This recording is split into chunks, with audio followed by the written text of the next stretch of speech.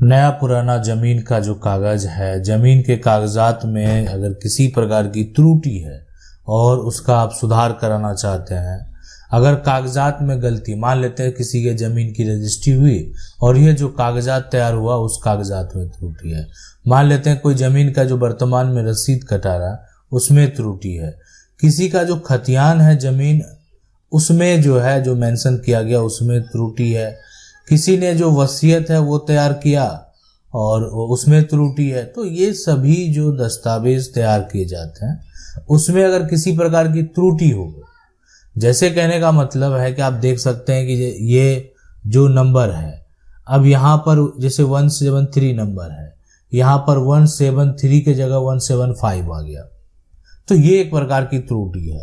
इससे क्या होगा, जमीन का जो पोजीशन है वो बदल जाएगा।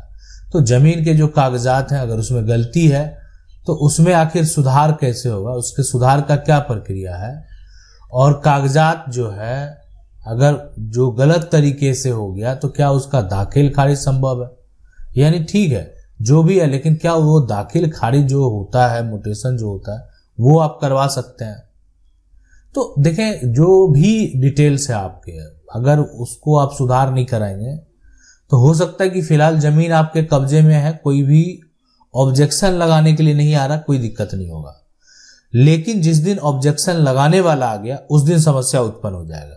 यानी आज आपको कोई भी समस्या इसलिए नहीं है कि आपका जमीन आपके कब्जे में है और जमीन आपका कब्जा है, लेकिन आपके पास प्रॉपर जो यहाँ पर देखा जाए वो कागजात सही नहीं है, कि जो प्लॉट नंबर आपके कागजात पे होने चाहिए वो नहीं है। तो आखिर इसका सुधार का क्या प्रक्रिया, एक बड़ा सवाल है कि अगर ऐसा हो जाता है किसी का नया पुराना जमीन का कागज, जमीन रसीद, तो इसमें जो इसका विवरण है इसमें सुधार का क्या प्रक्रिया है, क्या नियम कानून बनाए गए हैं।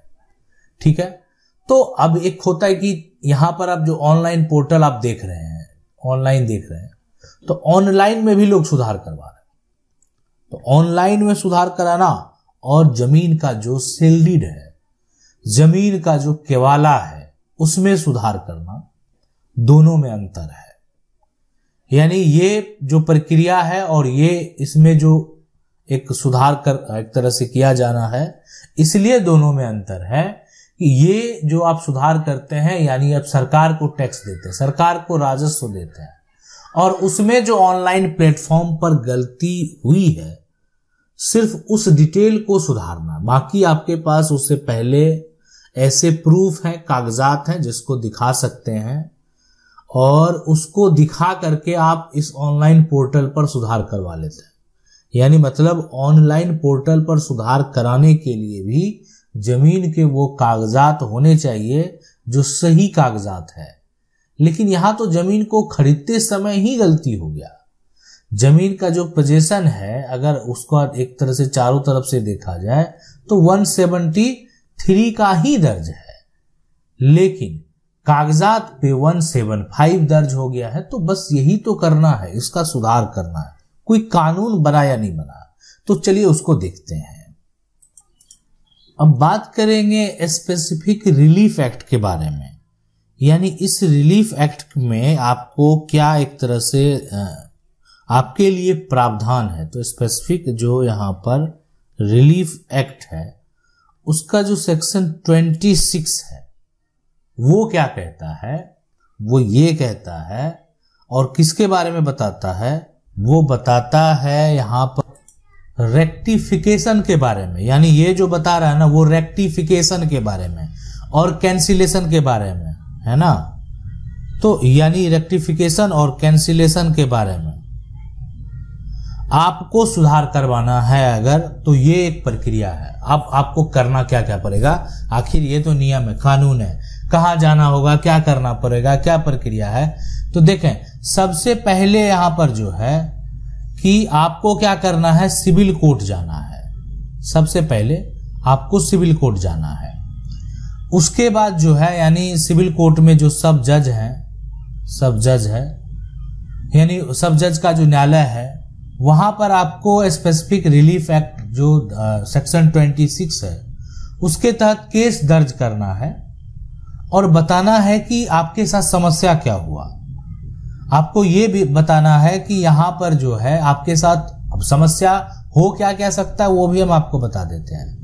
समस्या ये होता है कि विक्रेता जो है, विक्रेता साथ नहीं दे रहा, साथ नहीं दे रहा, हो सकता है आपका समस्या ये हो। विक्रेता मर गया, ये भी हो सकता है। विक्रेता जो है, विक्रेता की मृत्यु हो चुकी है ना, विक्रेता की मृत्यु हो चुकी है, ये भी हो सकता है।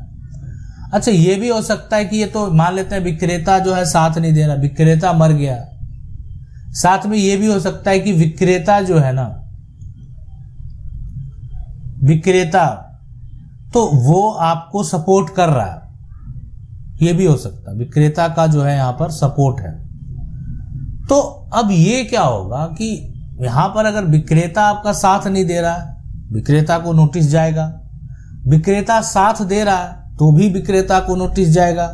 विक्रेता की मृत्यु हो गई है तो विक्रेता का जो वंशज है, मान लेते हैं बेटा होगा, बेटी, जो आज उत्तराधिकारी बने हुए उसको तो नोटिस भेजना पड़ेगा।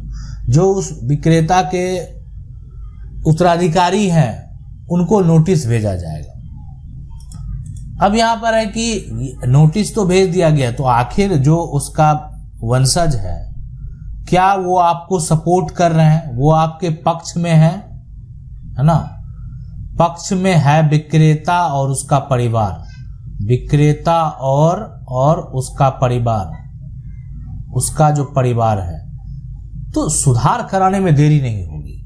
इसलिए कि आप केस फाइल कर रहे हैं, किसी पे आरोप लगा रहे हैं या जो समस्या है वो बता रहे हैं और आपके जो पक्ष में ही वो आपको सहमति दे रहे हैं, तो ये केस कहां लंबा चलने वाला है। तो इसलिए जो न्यायालय है उस गड़बड़ी को सुधारने में यहां पर जो है सुधारने का आदेश दे देगा। और वो जो आपके पास आदेश आ गया ना, एक बार अगर मान लेते हैं कि आपके पक्ष में विक्रेता आ गया, विक्रेता का परिवार आ गया, तो न्यायालय में जो गड़बड़ी है उसको जो सुधारने का एक बार आदेश दे दिया गया वो मान्य होगा। और वो आदेश होगा किसका? रजिस्ट्री ऑफिस का, रजिस्ट्री ऑफिस का, निबंधन कार्यालय। ठीक है, तो यहां पर जो कहने का मतलब क्या हो गया कि रजिस्ट्री ऑफिस जाकर जो है आप क्या क्या सुधार करवा सकते हैं। आप अपने जमीन का जो है खाता का सुधार करा सकते हैं, आप अपने जमीन का जो है खेसरा का सुधार करा सकते हैं, है ना, या उसके बाद आप अपने जमीन का कोई अन्य सुधार भी कराना है वो भी करा सकते हैं। यानी आपको कोई दिक्कत नहीं होगी इसमें। अब बड़ा सवाल है कि आखिर इसमें अगर विक्रेता की मृत्यु हो गई है और विक्रेता का परिवार तो साथ देने को तैयार ही नहीं है, तो क्या होगा।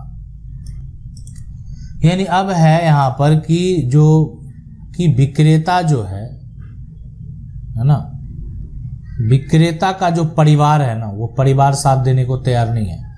परिवार जो है वो साथ देने को तैयार नहीं है। अब तो यहां समस्या हो गया। तो देखें, जो कागजात यहां पर तैयार किए जाते हैं, यहां पर गवाह का भी सिग्नेचर होता है, तो उस गवाह को भी नोटिस करना होगा, है ना। गवाह को नोटिस गया, गवाह आपके पक्ष में है या नहीं है, गवाह के जो वंशज हैं वो आपके पक्ष में है या नहीं है। तो यानी कहीं ना कहीं आपको अपने पक्ष के लोगों को ढूंढना होगा। कागजात तो तैयार किए गए हैं, जमीन तो बेचा गया है, जमीन की रजिस्ट्री हुई है, और अगर इस जमीन अगर मान लेते हैं जो खरीदार है उसके कब्जे में भी है, तो साफ साफ जाहिर होता है कि अब विक्रेता और उसके परिवार के मन में लालच है। अगर साथ देने को वो तैयार नहीं है, ऐसा नहीं कि नहीं समझ में आता है। यानी आप अगर ये कहेंगे कि मैंने जमीन नहीं बेची है, मैंने जमीन नहीं दी है, मैंने ये जमीन नहीं दिया है, तो ये वर्तमान में कब्जे को देखते हुए, कागजात को देखते हुए ऐसा नहीं कोर्ट को समझ में नहीं आएगा कि आप यहां पर जालसाजी करने का प्रयास कर रहे हैं, आप यहां पर किसी को धोखा देने का प्रयास कर रहे हैं। इसीलिए अगर जमीन की रजिस्ट्री हुई है, कागजात में त्रुटि है, उसका सुधार संभव है। और इस तरह के कागजात, या जमीन की रजिस्ट्री हो, जमीन का खतियान हो, आप इस तरह से करवा सकते हैं। लेकिन जहां बात होती है जमीन रसीद में सुधार कराने की, तो इसके लिए तो सरकार के द्वारा ही पोर्टल तैयार कर दिया गया। यानी जो आप एक तरह से आपका पूरा जो आप टैक्स देते हैं, रसीद कटाते हैं, और उसमें जो भी आपका जमीन दर्ज है उसमें अगर किसी प्रकार का सुधार कराने की जरूरत है तो फिर आपको कोर्ट जाने की जरूरत नहीं है। राज्य सरकार का ही पोर्टल बना हुआ है और राज्य सरकार के पोर्टल पर जाकर आप उसका सुधार करवा सकते हैं। ऐसा संभव है। आशा करते हैं वीडियो अच्छा लगा होगा। वीडियो को लाइक जरूर कर दें। चैनल को पहली बार देख रहे हैं, सब्सक्राइब करके जो बेल आइकन है उसको जरूर दबा लें। मिलते हैं अगले वीडियो में, तब तक के लिए जय हिंद।